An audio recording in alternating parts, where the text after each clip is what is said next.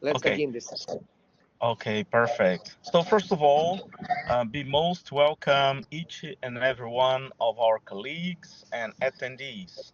So it's very good, and this is an unforgettable opportunity that we can share a discussion on the fourth panel, human rights and concepts of de-globalisation and re-globalisation. So first of all, I'd like to thank to our hosting institutions, the Warsaw and the Collegium of Polonican Collegium, Warsaw University, the RC26, and all the institutions related, Carlos III, University of Madrid, Universidade Autónoma de Lisboa, and the South Asia Research Institute for Minorities in Karachi, Pakistan, and also Arab Center, from which our dear colleague Radwan Zida will be the discussant for today. So this panel is comprised of four speakers. So first of all, we run the floor to Professor Dr. Oscar Pérez de la Fuente, Carlos III, University of Madrid, who he's sharing with us his reflections about re-globalization as an emerging paradigm for human rights.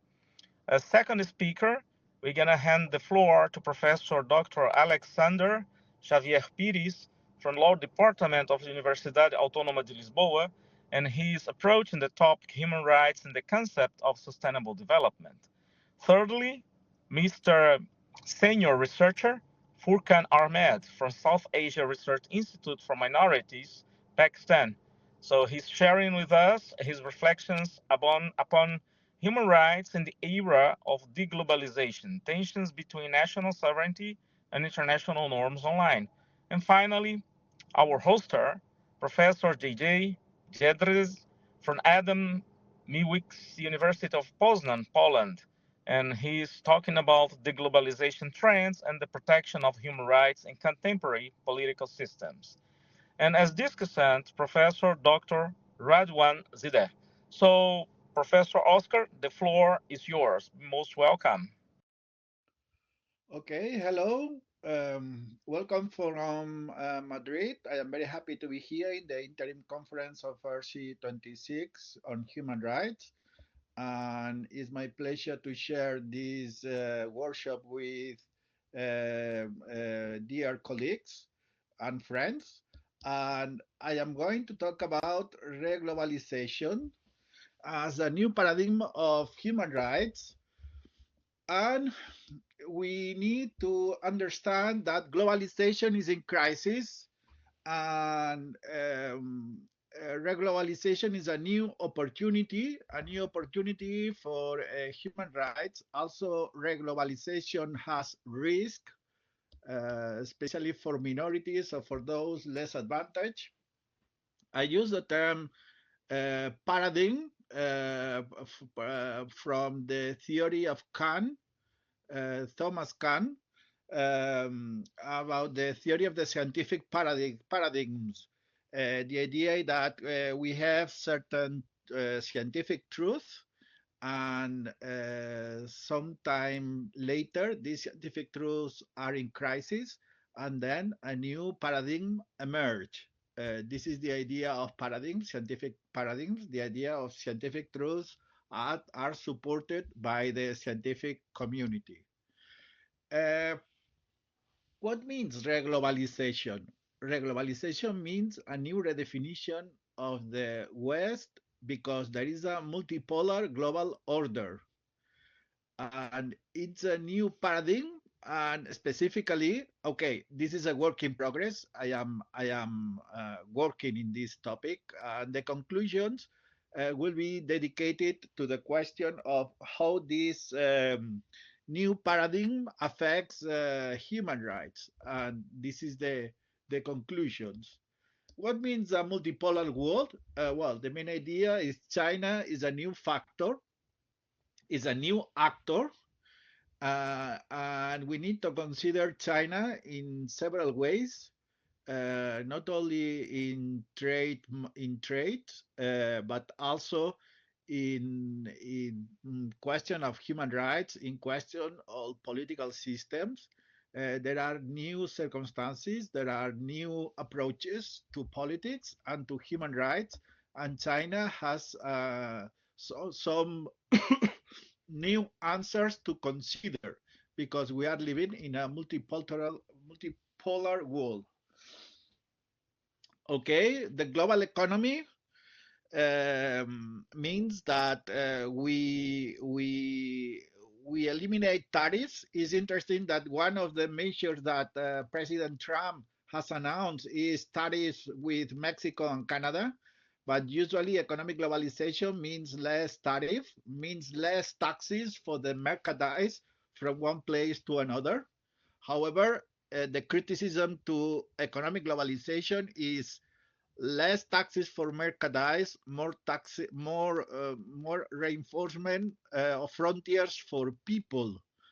And another criticism is with economic globalization, you search efficiency, but no one talks about equity. No one talks about justice, global equity. One of the problems is the dismantling of the welfare state and the questions of inequality. Maybe globalization means that the poor remain poor, also the middle classes, but maybe the wealthy people are wealthier, and maybe is something that to think about or to react about this.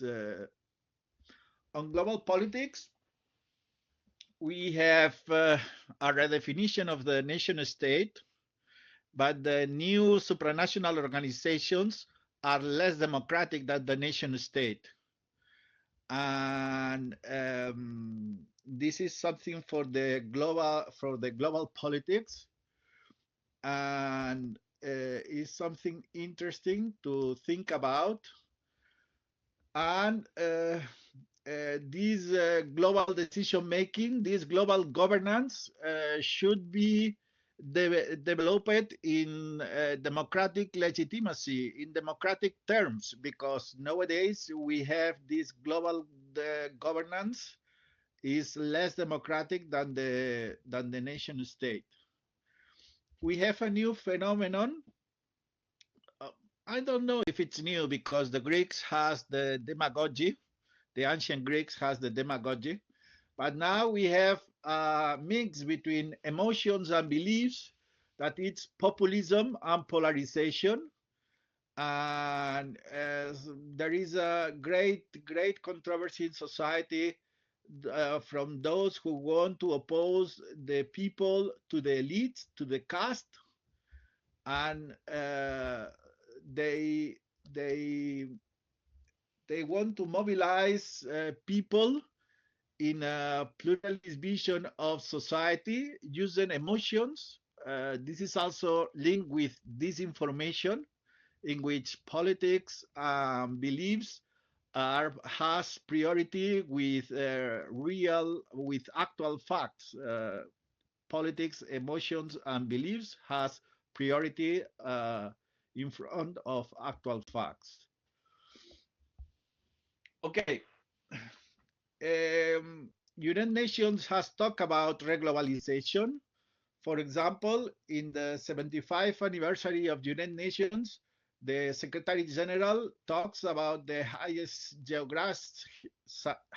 geostrategic tensions, the existential climate change crisis, the profound and grounding global mistrust, and the dark side of the digital world as the forerunners of re-globalisation. There are new circumstances, there are new domains in which re-globalisation is important. For example, with the governance of the COVID-19, in which some authoritarian regimes in the East were more efficacy than some Western democracies. And there is a discussion about efficiency of the governments and the different responses from democracies and authoritarian regimes.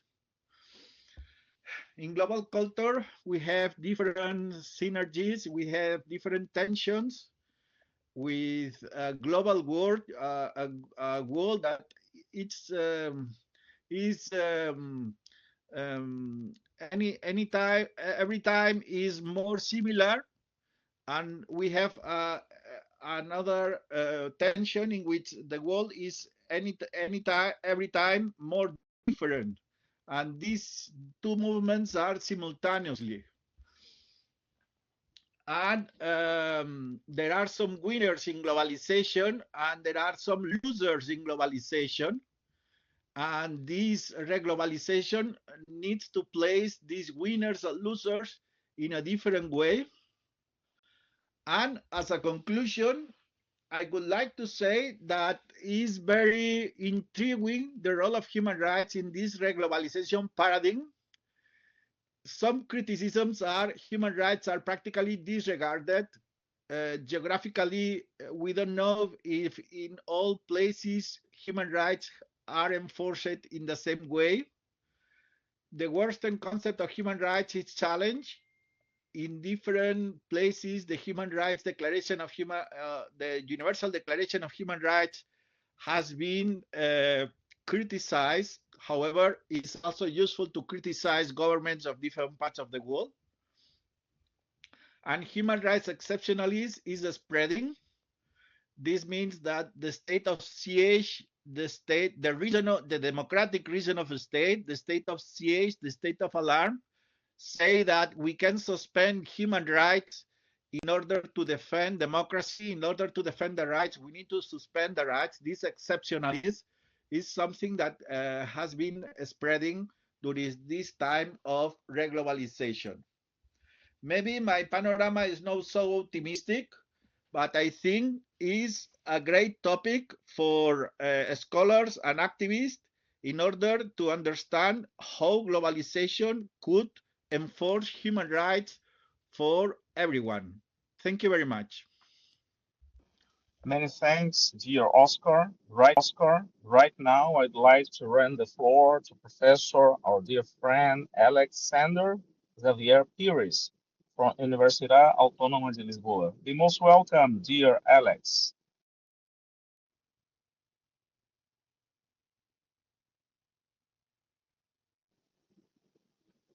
Alex, can you hear us? Sorry, the mic is off. So I said, thank you, my dear friend. It's a pleasure to see you again. And I congratulate you on your work and the RC26 on your behalf. I also congratulate Adam Mickiewicz, a university in Poznań, on behalf of Jedrzej, there, JJ. This is a really important and relevant event. It's an honor and a pleasure to be here with you. I would also like to take this opportunity to wish everybody a good conference. So time is short, let's start. The conference proposed for today aims to present the reflections of research into the right to development in the face of the necessary review of globalization in accordance with human rights values from the perspective of a culture of peace. This is a joint research project carried out by the Universidade Autónoma de Lisboa, Adam Mickiewicz University in Poznań, and Universidade Carlos III de Madrid, in a consortium prospected by the International Political Science Association, coordinated by RC26 on Human Rights from IPSA. In order to fit in with the Interim Conference, the evolution of the position and the role of human rights in political system, organized and hosted by Adam Mickiewicz University in Poznań, the argument has been shortened to fit the following title: Peace and Sustainable Development in the Field of Re-globalisation as an Alternative to De-globalisation for the Full Enjoyment for Human Rights for All. Thus, the conference begins by warning at an introductory level that the escalation of international political tension with the resumption of historic wars, the economic political consequence of COVID, and the instabilities in the current agenda for the world in sustainable development from the perspective of the progress of the humanity, especially climate change issues in the face of necessary green transition, had led to an increase in interest in reflect and ponder possible responses to the globalization crisis. From the outset, as suggested at the World Economic Forum, the crisis of globalization in the context of economic values in the face of the politically adjusted local interest should be thought of the term of the older phenomena, such as the 2008 economic crisis, the numerous trade wars, the progressive disenfranchisement of the middle class in the developed economies, and the increase in the trade dependence on single partners through the stimulation of bilateral agreements. In these terms, globalization was already underway. Globalization, in short, indicates the intermediate phase between hyperglobalization and the possible deglobalization that marks current times in the face of the rupture with the feeling of the global rapprochement between individuals, peoples, nations, and states through respect, among other elements, for multiculturalism, from the traditions to the economy, in attempt to curb the deglobalization movement. An alternative is re-globalisation based on the common pillars of interconnection, cooperation, and trade between nations, as suggested in the conclusion of the 2023 World Economic Forum. Beyond the common pillars, re-globalisation must renew its unwavering dedication to equity and sustainability as a common goal to satisfy ambitions and achieve efforts, always focused on the global objective of being the epitome of an optimistic mindset and a harbinger of growth. Among the various hypotheses for its achievement, it is suggested that the leaders should devote more time to reconciling difference, proposing to listen, accept, and embrace dichotomies, recognizing that the world does not need to continue to reflect only between opposites, but can recognize opposites, determine difference, and bring them together so that more universal, rather than polarized, decision can be made. In this context, and in the same period, 2023, the World Trade Organization published its annual report entitled Re-globalisation for a Secure, Inclusive, and Sustainable Future. Among the various possible reflections on the need for re-globalisation based on the practical, theoretical, and normative development of trade relations, there was a focus on the development of digital trade, especially services to be taken beyond territorial borders, provided it is dedicated to the commitment to pursue the reduction of poverty and inequality through trade cooperation aimed at inclusive growth, on one hand, and the promotion of environment sustainable based on the widespread application of digital technologies and the formation of the awareness for the international cooperation on environment policy aimed to the ecological transition on the other. To reinforce these premises, the foreword signed by Negozio Cogivala not only recalls that the international community conceived in the post-war world envisaged an economic order built on the idea that the realization of interdependence between nations through the growth and development of the trade should have in mind the strengthening of peace and the sharing of prosperity, as well as the peaceful and negotiated resolution of trade difference, so that this report makes the case that re-globalisation is a far more attractive alternative.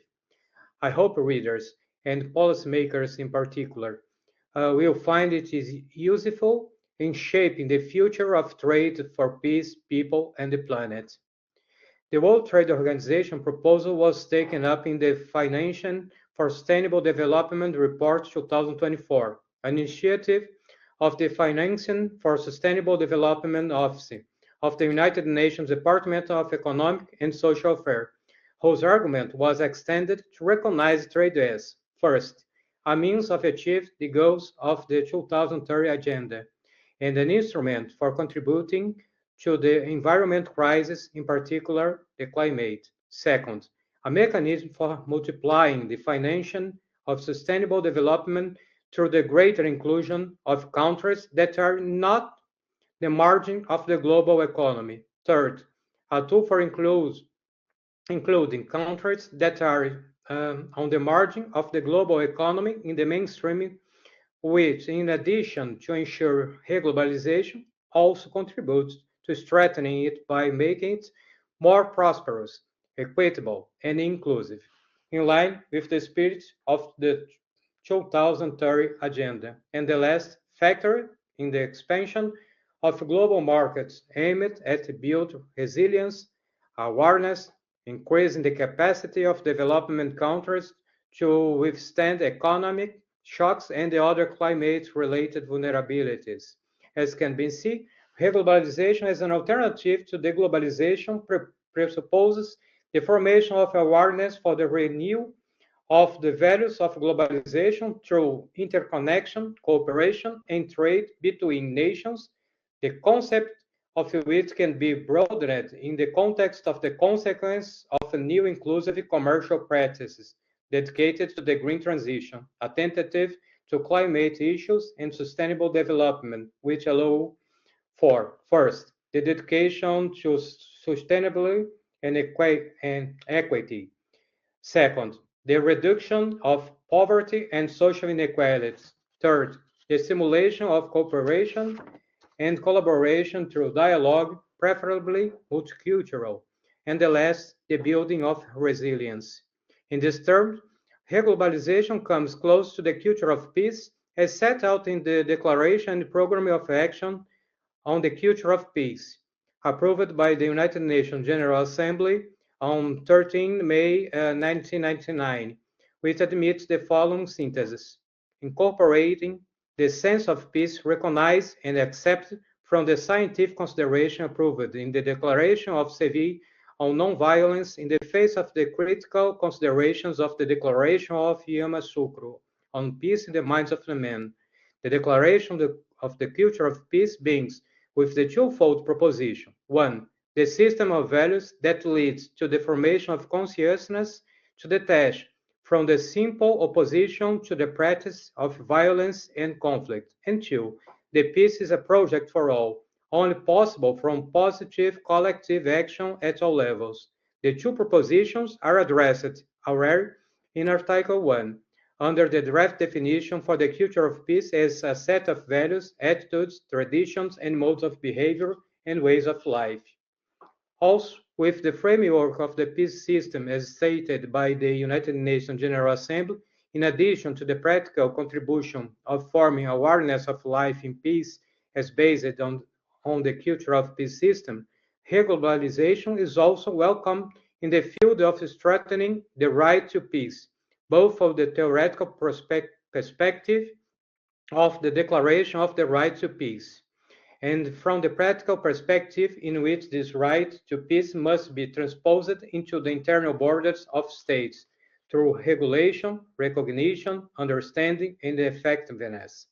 In last words, as a conclusion, the relationship between re-globalization and peace becomes more evident in this context when Resolution 216 of the last session of the United Nations General Assembly called to promotion of peace as a vital requirement for the full enjoyment of all human rights by all. It stated in Article 8 that urge all states to respect and to put in practice the purpose and principles of the Charter in their relations with other states, irrespective of their political, economic, or social system. Just 1 minute, please, Cassius. I'm finished. I promise. The reading of which must take into account the purpose of achieving international cooperation for the solution of economic, social, cultural, and humanitarian problems, promoting and encouraging respect for human rights and fundamental freedoms equally for all.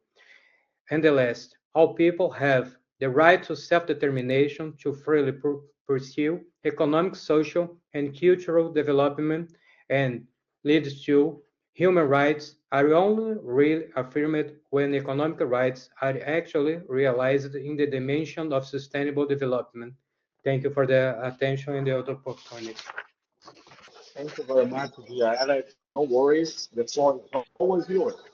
Okay, right now, it's our pleasure to lend the floor to Professor Research Singer Furkan Ahmet and Paxton. Furkan, the floor is yours. Thank you so much, Professor Chai, the chair of this panel. Thank you, Alexander, Pires, JJ, Radwan, Professor Oscar, and respective other fellow speakers as well. I shared the presentation. Can you see? Can you see it in the download area section?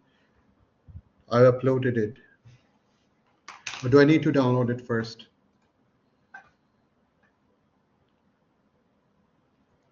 Can you see my presentation, JJ?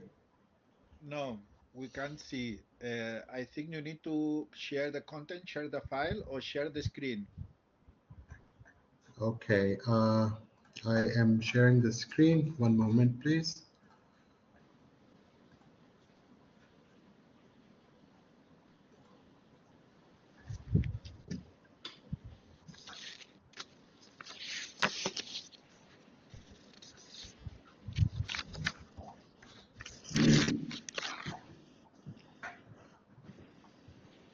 Can you see my presentation now? No. On the screen?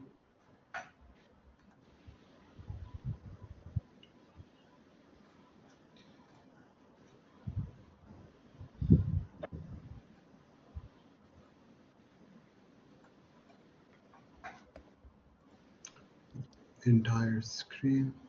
Okay. Is it visible now? Yes, now. Okay, thank you so much once again for giving me this opportunity. It's always a pleasure and an appreciation to be sharing the same platform.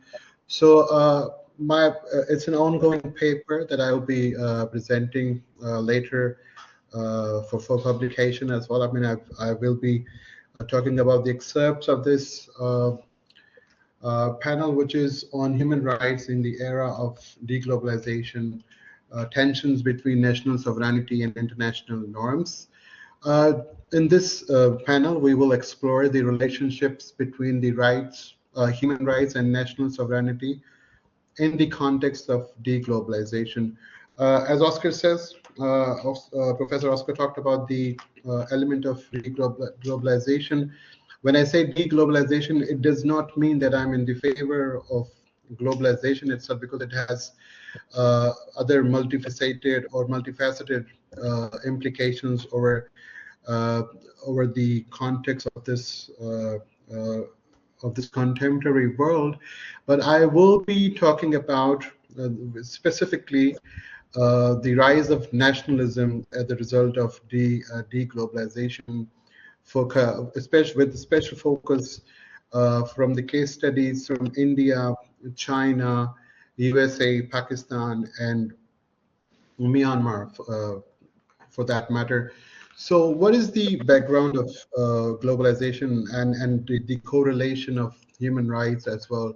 So some of the positive impacts that globalization may have in terms of human rights principles, for just in the case of Universal Declaration of UDHR, as this brings me to last year's discourse that we had when we were celebrating Human Rights Day on the theme of the 75th anniversary of Universal Declaration of Human Rights, where we posed questions that is it time to redo, or to put some amelioration or improvements in the principle or the bullet points that are mentioned in the UDHR and also in the International Covenant of Civil and Political Rights.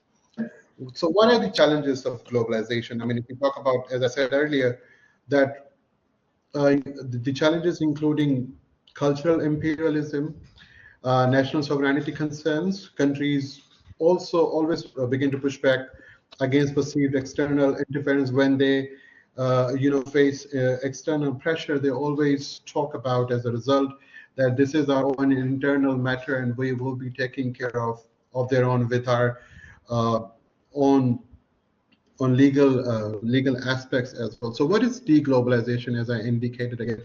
So it is actually a retreat from global cooperation, which means that de-globalization is a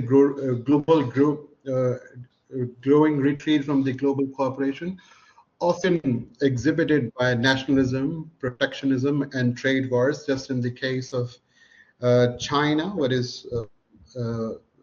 and USA as well, which are on the verge of fighting a massive economic wars by expanding their, I would say, expansionism through economic means as well. So what are the key drivers? Again, that's economic protectionism, include nationalism and cultural backlashes. As we also see during the impact of COVID-19 pandemic, when as Oscar said earlier, that I mean the eastern part was doing way better as compared to the western part. So again, there is a clash between national sovereignty and international norms when it comes to the implementation part, I would say.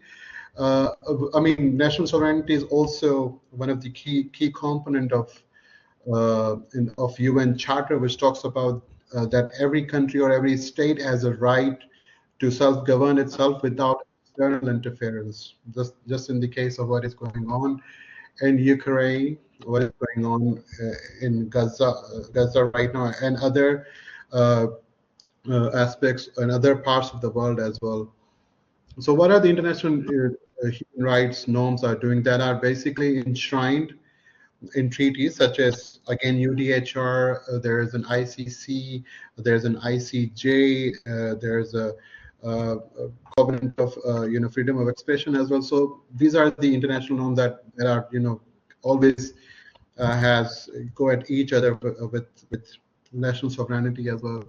So there are some case studies that I will be incorporating in my research paper. So as I indicated, China, India, Pakistan, USA, and the case of Myanmar as well. So look at what China is doing. What is their treatment to Uyghur Muslims, including forced labor camps and surveillances, often draws a significant global criticism for human rights violation. However, China safeguards its action, and what it says that we are defending ourselves from anti-terrorism efforts, which is also asserting their sovereignty over its internal affairs. I mean, I would say Kashmir issue and the Palestine issue, or the Pakistan and India are some sort of parallel, and when it comes to their internal disputes. So India always claims that Kashmir is the integral part, and they are liable to do whatever they can by violating the human rights violation as well. Just in the case of the revocation of Article 317 and 19 and the military action in Jammu and Kashmir drew international criticism for what they are doing. In India, again, which protects itself, it says that it's our own internal matter, and it is tied with our national sovereignty. While in the case of Pakistan, I mean, we see Balochistan, there are accusations of forced disappearances, extrajudicial killings, and suspension of political dissent in Balochistan conflict. With Pakistan, again, it says that we are fighting our internal enemies, and we are on the verge of. They always, blame India for whatever is happening in India, and India is blaming Pakistan whatever is happening in Kashmir. So it is vice versa when it comes. They always have a go at each other when it comes to blaming at the international forum. Well, United States, it's as our first speaker indicated, okay, that it's a Trump's 2.0 version, which he already propagated. The America's first policy during his tenure. Guantanamo Bay is front of us. People, I mean, you all have seen what is happening in Guantanamo Bay, and it's justification for detention practices at their own backyard to fight against terrorism, despite global criticism that United States is facing. The treatment of detainees, including indefinite detention and allegation of tortures, creates tension with international human rights standards, which again, US being a country which has a veto power, often neglects or often takes sideways when it comes to binding the human rights obligations. Policies, again, immigration policies is a huge issue, and it was the center point that surrounded or that circulated during the election campaigns. So policies such as family separation in the US-Mexico border and Muslims ban, the executive order of 769 clash with international human rights norms, and their treatments of refugees and asylum seekers, drawing condemnation from international bodies like United Nations, but again, being the major financial supporter of United Nations, it always takes sideways, or it does not obligate the human rights implications. So whatever happens, I mean, the reason I chose these countries like India, Pakistan, China, US, and Myanmar, because they have a population of more than half of the world. I mean, their population is spread everywhere, and whatever is happening or whatever they're doing, it has a global impact across the world as well. The US has often resisted international human rights oversight, particularly in the war on terror after the post 9/11, and it stands on international treaties like ICC that undermines global norms and creates a perception of double standards. Myanmar, I mean, it's a massive human rights violation. It's been going on for more than 2 decades. I mean, there have been number of Rohingya Muslims who have been massacred, who have faced massive genocide because of the military coup, and it supports. It says that we are actually treating them as part of our internal matters. So these are all the negative signs and some of the sad stories that I would be incorporating in my paper. But there are some brighter points that I will be indicating, that there are some countries who happen to have emerged from the dark ages of their past history. Let's say South Korea, Germany, and Chile. South Korea's transition to democracy in the 20th century is an example of how successful integration of human rights principle within a sovereign framework can be achieved. The country's democratic governance enshrined in its constitution, especially with special focus on gender equality. Take the example of Germany's post-World War constitution. The basic law incorporates international human rights protections, demonstrating a firm commitment to human rights as a cornerstone of its national identity. Chile again emerged from the dictatorship, a long dictatorship, to democracy, highlights a complex but ultimate successful path to reconciling national sovereignty with international human rights norms. So I would stop certainly here, because whenever I host any expert or activist who really deals with the issues on UN aspect or the human rights principles, I always talk them or raise question about the implementation.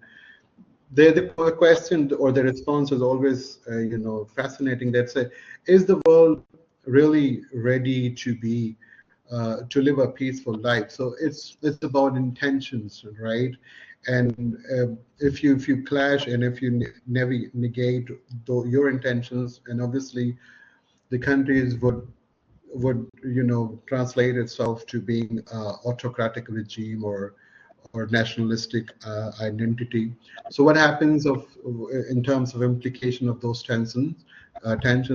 Global norms get fragmented. Countries resisting external human rights scrutiny pose challenges for global institutions like UN. Again, UN is under an immense pressure, especially what is going on right now. The two massive wars or the conflicts are in front of our eyes.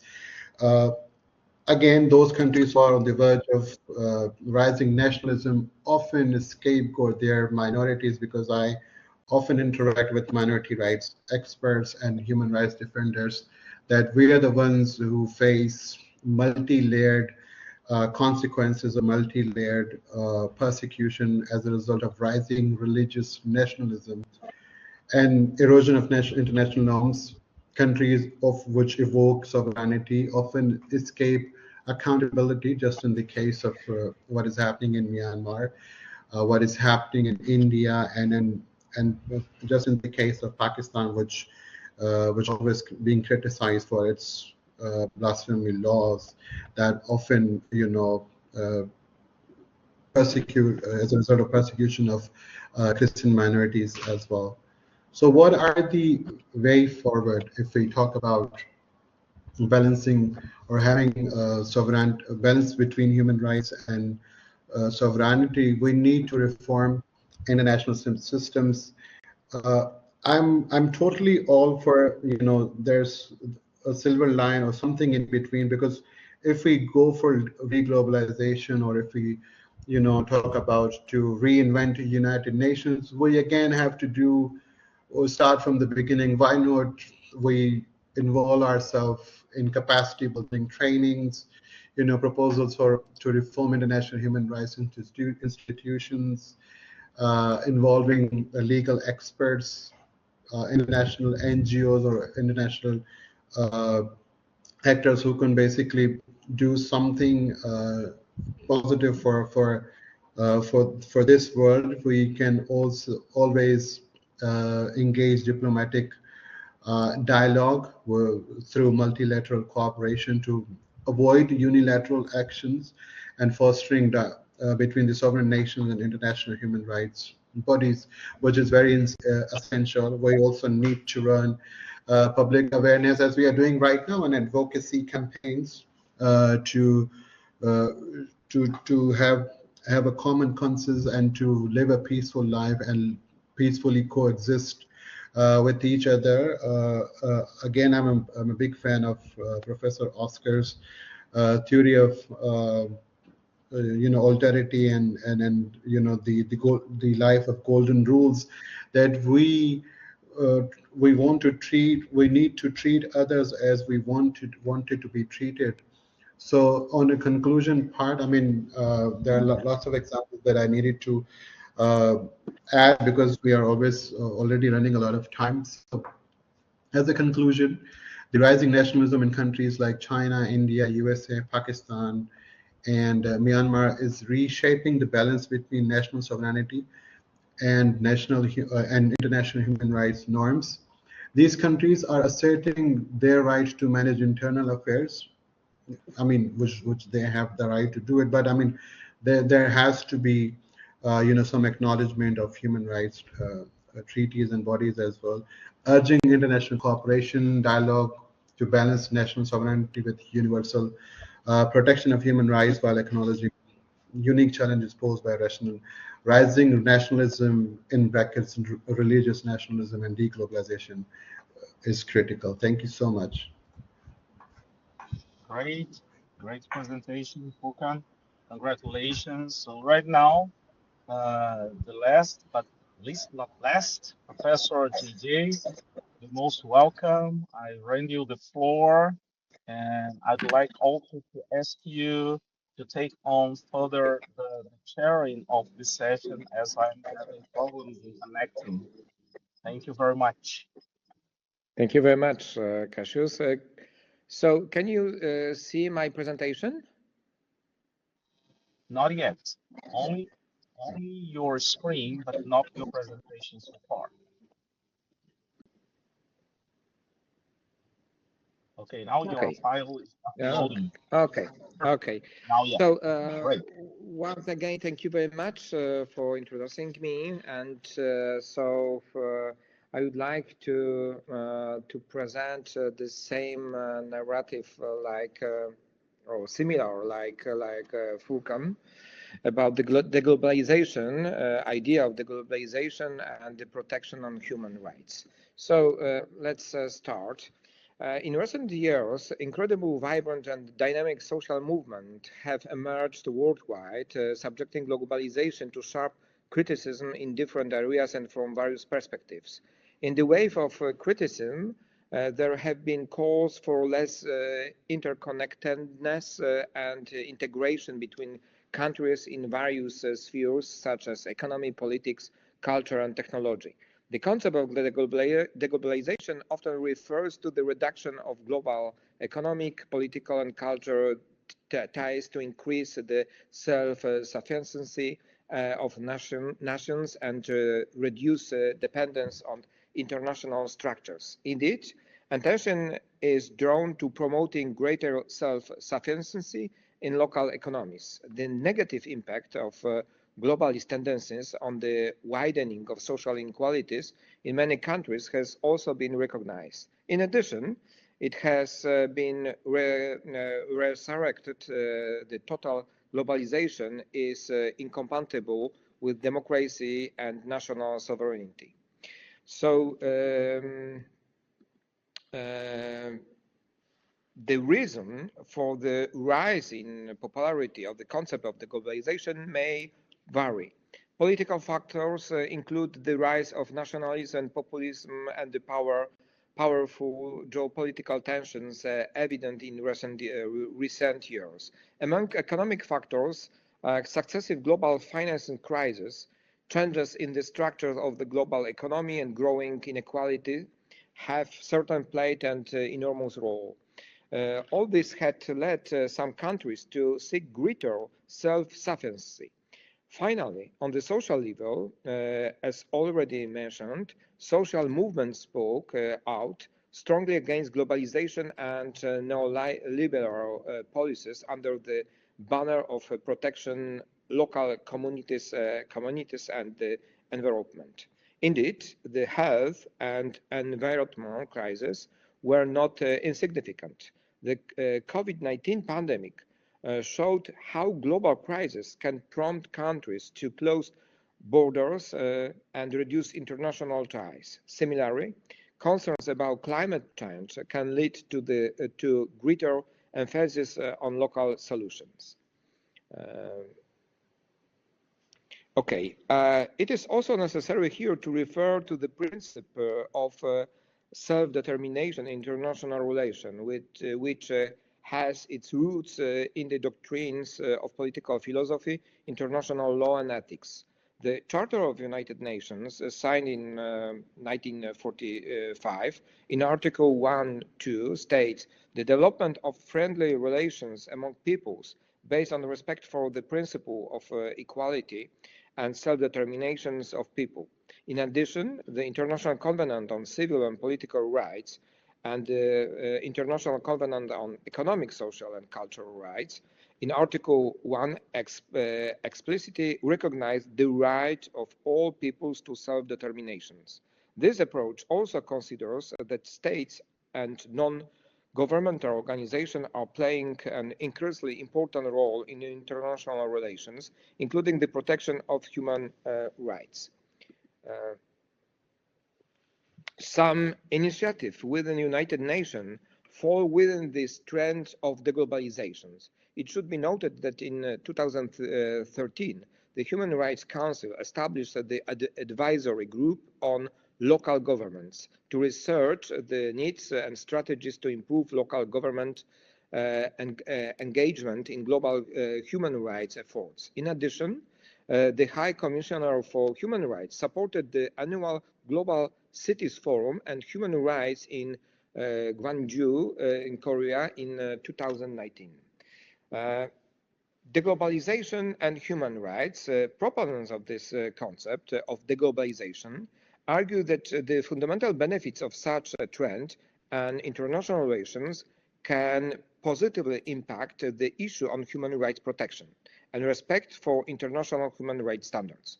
Proponents of this view emphasize that deglobalization can enhance national sovereignty and the principle of self-determination of people, allowing individual states to better tailor policies to local needs and priorities, including from the sphere of human rights protection standards. Individual states can introduce more tailored regulation to protect citizens without external pressure. Moreover, national legal system can then better protect their labor markets and natural resources, improving their citizen living and working conditions. Furthermore, actively protecting local economies can lead to a more stable social and economic situation, effectively affecting human rights. It must be added that one also recognizes the threat to human rights that may result from such an approach. In particular, a reduction in international cooperation and less initiative exchange of information may weaken international mechanisms for monitoring and enforcing human rights. International organizations like the United Nations often play a crucial role in worldwide monitoring and promoting human rights. Reducing their influence can weaken this mechanism. Reducing culture and educational exchange can lead to less awareness of human rights and less emphasis on promoting them. Globalization often encourages the exchange of ideas and standards, which can lead to a better understanding and implementation of human rights. It is emphasized that no matter where one lives, an identical catalogue on human rights should be provided to every person. Furthermore, de-globalisation might hinder international cooperation in responding to humanitarian crises such as armed conflicts, natural disease, or pandemics. Less international collaboration could delay delivering humanitarian aid and protection of victims, which may negatively affect human rights. So, de-globalisation can lead to an increase in isolationism and nationalism, which would result in discrimination against minorities and a reduction in civil rights. Migration restrictions may make it more difficult for people to flee persecution, armed conflict, and disasters, which could violate their rights to asylum and security. Reductions in international cooperation may make it more challenging to respond to humanitarian crises and reduce access to international assistance, possibly negatively affecting human rights protection in emergencies. De-globalisation might lead to less information sharing and education, reducing awareness of human rights and global standards for their protections. But on the other hand, maybe it is worthy to mention about idea of globalization. A particular attempt to mitigate these contradictory trends in the concept of globalization, which assumes that one should think about global strategies but adapt one's actions to local conditions. This is expressed by the slogan, "Think global, act local." In particular, the COVID-19 pandemic increased nationalist, protectionist, and local policies to prevent the transmission of the virus and maintain their citizens' fundamental human rights, needs, and well-being. With the failure of the global approach of this field, urgent actions was needed to protect their citizens. Local initiatives were taken to protect their citizens and meet this challenge. This crisis also showed that it was impossible to provide the same level of protection at the global level in the face of a real threat to the lives of individuals. This is why the call for globalization have proved so helpful in this situation. So let's conclude. COVID-19 and the response of most countries to this crisis in the form of protectionist policies, slowing international trade and supply chain bottlenecks, geopolitical tensions, and national security concerns in many parts of the world have led to a retreat from the idea of global cooperation. Proponents of this approach, I mean about the idea of de-globalization, argue that the universal approach to human rights has failed, but why, in fact?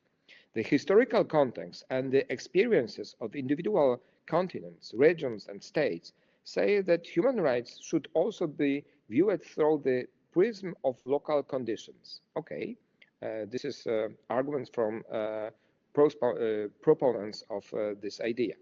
This is all the more so because human rights should increasingly be related to human needs. This may vary from region to region. The principle of self-determination of people present in the United Nations also seems to favor this approach, according to the supporters of this idea. But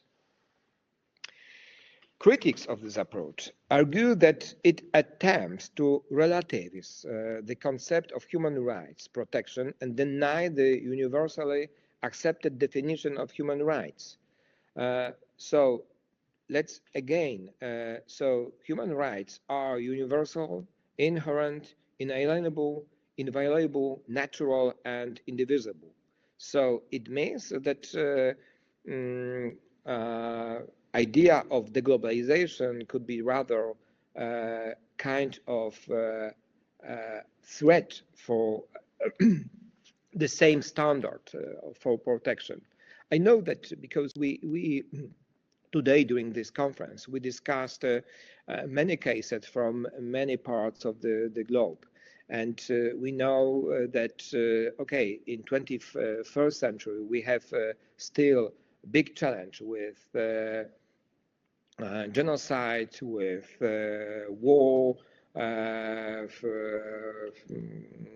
humanitarian crisis, etc. So we can say that this is a basic human rights. Yeah? Of course, we can discuss about fourth generation of human rights in digital world, digital era, but we must remember about the most primary human rights, rights to life. Yeah. So, and thank you very much for your attention.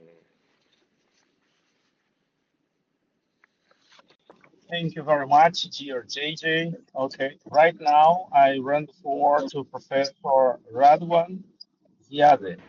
Dear Radwan, the floor is yours for your comments and discussion. Thank you very much. Oh, thank you very much. I really enjoyed the presentation of all speakers, Professor Oscar, Alexander, Farouk, and Professor Jedrzej. I think four of them, they complement each other, focusing on the new concept of de-globalization after the wave we have seen on globally.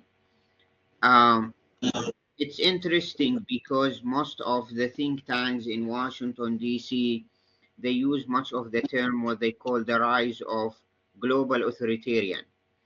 And now the first time I hear the term de-globalization. In the Freedom House and SCIS, they use the term the rise of authoritarian globalization as a term when especially the influence of the rise of authoritarian governments, especially in Russia, and how they use the long arm like China to silence any type of critics. I do agree with Professor Oscar that basically the rise of globalization, there are winners and losers. And maybe China was the biggest winner of globalization with the wave of globalization. And for the good thing, I mean, China succeeded to move millions of its own population from under poverty line into more middle class within the remarkable years, within 10 or 20 years. That significant growth of the Chinese economy, of course, benefits from globalization, be able to export into Europe and into the United States and take the advantage of the free enterprise and free economy on those countries to be able to make a significant growth in the 90s and from 2000 until 2010. But unfortunately, as Professor Jedrzej mentioned, the rise of China into let's say recognized international power comes with a cost. That's something also with the Furqan mentioned, of course, with the Uyghur genocide. It was not only a genocide against a race group in China, but also we've seen that clearly from the BBC files, where China tried to buy the silence from much of the countries in the Middle East, Southeast Asia, and in Africa. The most famous one when China was succeed actually to silence the Islamic organization for making any critiques of the China China behavior against the Uyghurs. This is why I think it's very important to talk about de-globalization from the perspective of the human rights, because at the same time we see the rise of the internationalism. Professor Jedrzej and Farouk both talked about the rise of the international organization, more aspect of the UN role in different conflict zone, and then also at the same time rise of such the importance of such international organization like International Criminal Court or International UN Peacekeepers in the 90s, and in all of that. The concept itself, internationalism, it means exactly that the country accepts voluntarily to give up some its function into international aspect. It give up some sovereignty issues to make it to more international power. And this is why it's now we see a retreat from that concept.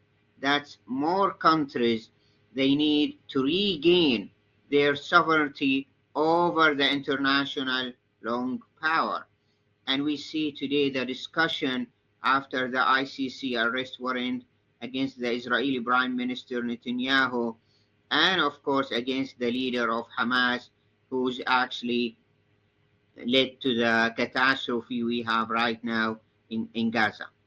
This is why it's important to strike the balance between where the international is really important and can make good impact to the situation of the human rights, and where sometimes it can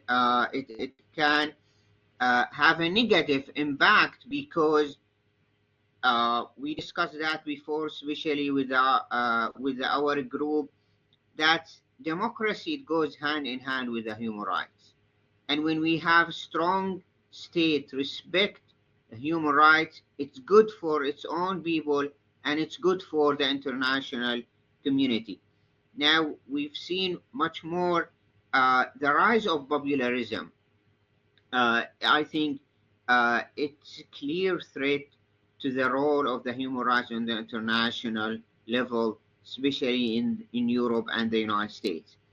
The popularism, we have a wave of popularism, and we maybe expect more after the Trump winning here in United States. I think that will inspire more right-wing movement in Europe to capture the moment. We have next year, we have a really critical election in Germany and in other countries. It maybe can reshape the concept of de-globalization and the impact of the global authoritarian on the concept of the human rights, because the right wing, they talk publicly about about the need to get rid of NATO, the need to get rid of the European state or the European identity. And they forget all how that Europe, it's maybe never lived a time of peace and prosperity in its own history since the World War II, just because of those and an important and international project and supported by different states and by the United States. I think it's interesting time to see that the deglobalization had it also an impact on not only on with the center of the globalization, where Europe and the United States, on other countries. This is why I agree with Farouk when he mentioned about some areas he used to be the negative impact of deglobalization were being actually areas being forgotten from the need of the growth and the impact, like Kashmir, like some areas in Southeast Asia, especially we've seen right now in the Middle East and also in Africa. This is why it's one of the issues, and I wish if the speakers talked more about it, that's globalization never been globalization. Their globalization was very selective, and that's exactly what's the issue. Some countries, they benefit from globalization, but some countries, the globalization was a huge economic negative impact. It destroyed its economy and destroy. And this is why when we see the rise of some of the trade unions or some of the farmers in France or even in the United States, the new unions always criticize the globalization because they believe that it's moved the jobs out from the United States into Mexico and into China and in other cheap labor countries. And this is why there is a winners and losers in every country of globalization, and also in a global level, there are some countries who are beneficiary from globalization, like China and some other countries, and there are losers where actually we are unable to catch up with the global economy and unable to benefit from the free trade and free market. Now I think I agree with most of the speakers that maybe we are living on a pivotal point. Do we'll see the retreat from globalization or deglobalization control most after we'll see after the democratic wave of democratic election and retreat from democracy into more authoritarian type of government. That will be a clear threat to the human rights. But what's very important that focus that globalization has great impact on some economic societies, but also at the same time it helped the to flood some of the concept like democracy and human rights. Now those terms became universal. The concept of human rights, and now we are talking about fourth generation or fifth generation of human rights, became global because of globalization itself. I mean, on the culture level, globalization played a role also to make the discussion and the debate between the thinkers and the activists to dream more into much better world. There will be a moment of setback, there is a moment of fight back, but I think in the future, as Martin Luther King since once, always the arc of history bend toward justice. Thank you very much. Thank you very much, Radwan, for your very interesting remarks, opinion, and comments. It was very brilliant summary of our session. Unfortunately, Cassius has a problem with the connection. So time for final remarks. Do you have any comments, colleagues from this panel? Yeah, Furkan? Yeah. Yeah. Okay, Oscar? Okay, no, go, Furkan. No, yeah, I mean, I must agree with what Radwan said, and I thank him for acknowledging the points that we've raised during our conference, during our discourse.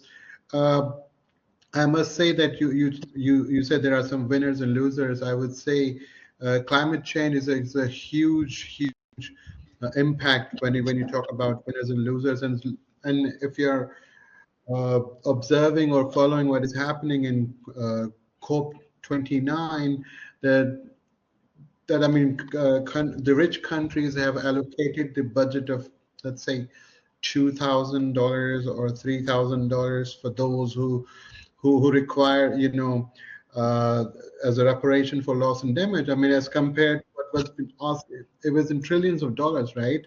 And it's really ridiculous that countries from our part of the world, especially South Asia and Pakistan, we have been suffering a massive flow of floods and flash floods and massive rains due to not even contributing to the carbon emissions. So that is the impact of globalization that we are enduring. So that is what I will be including or incorporating in my discourse, and I would request Radwan to say something, or Oscar, on this, because it's a huge driver these days, similar to the nuclear deterrence, right? So I mean, yeah, so that is what I have to say. Okay, thank you very much. Oscar? Yeah, well, I would like to make a distinction that I think I make in my presentation, and is the distinction between re-globalisation and de-globalisation. Because I talk about re-globalisation, and other speakers talk about de-globalisation. And from the academic point of view, well, these are two levels. This means something different or means the same. This is something that we would like to discuss. We would like to find. I think could be different. I think could be different. We can think that deglobalization is looking backwards and reglobalization is looking forward. And I would like to be optimistic. This is the part of the paper that I would like. I am writing. I am researching. I would like to write. And it's the idea that the new paradigm of human rights could be the answer to this reglobalization paradigm, to this new reglobalization situation, in which we need things that unite more. And for example, one of the speakers, I think Jedrzej, talked about the right to self-determination. Well, this is good, but it's not now a moment to reinforce nationalism. Maybe reglobalization means global but only global should be human rights, for example, an intercultural interpretation of human rights, and as a new paradigm or something that could emerge from these ideas. And I think this interpretation could be good for the South and could be good also for the North. And I would like to be optimistic. I think we can have a global future, and in this global future, human rights could be an important role. And we try to be. There is a discussion in philosophy of law about Dworkin and value pluralism and monism and objectivism.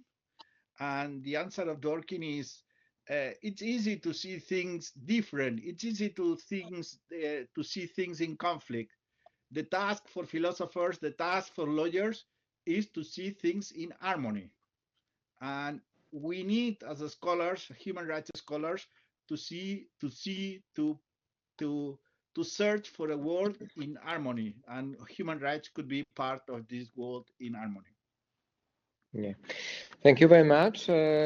Someone else would like to add something to this? If not, maybe this is time of conclusion of our conference. So today we had 4 panels, very interesting papers, presentations, brilliant speakers from many continents, countries, and scientific centers. Thank you very much to all of you for chairs, discussants, and speakers. So this is next RC26 conference, and I hope that it seems that RC26 is a place of surface for sharing the opinions about the RC20 about the human rights. So once again, I begin about this remark that we are okay. I am here in Słubice. I can see through my window the river Oder. This is on the second branch of this river. There is Germany. Before Second World War, it was this part. It was also the part of Germany. But after the new order, after the Second World War, this is now the part of Poland. But after some years of during the communistic times, now it is possible that 2 regions in those regions, people can live together. Poles and German could share information, could meet together. So this is good examples that people could live together, despite that they have maybe they are from other nations, they have other religions, etc. Yeah, so it is possible. So. From on the one hand, I am pessimistic after the many examples which you all presenters gave during their speeches, but it is also we can be also optimistic. For example, this region is evidence that the idea of friendship between nations, between people from, once again, different religions, roots, nationality, it is possible. So I'm afraid that politicians could destroy such idea. People, I believe that people are rather friendly, and the friendship is possible on behalf of protection of human rights.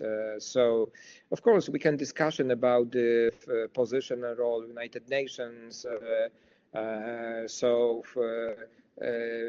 Many speakers mentioned about international criminal court, but discussion maybe for next conference is about the role of decision of this court. Yeah.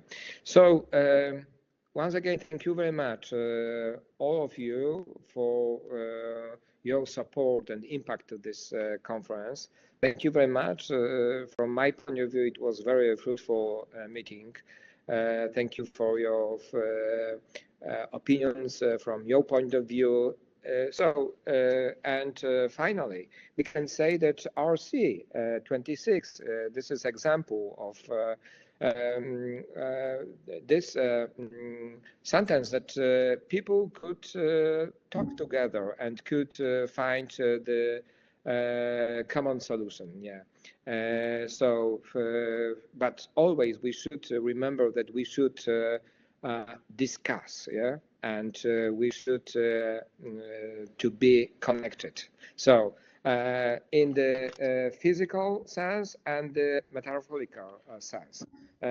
Together we had some problem, technical problem, but once again, we had speakers from US, from Brazil, from Portugal, Spain, Poland, Czech Republic, so for Pakistan, India.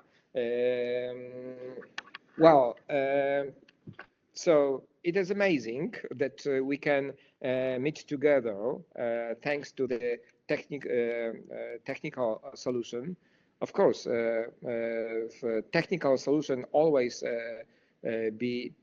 is neutral, but people could find this technical solution in good way, on bad way. So I hope that our future, it will be for the bright side of the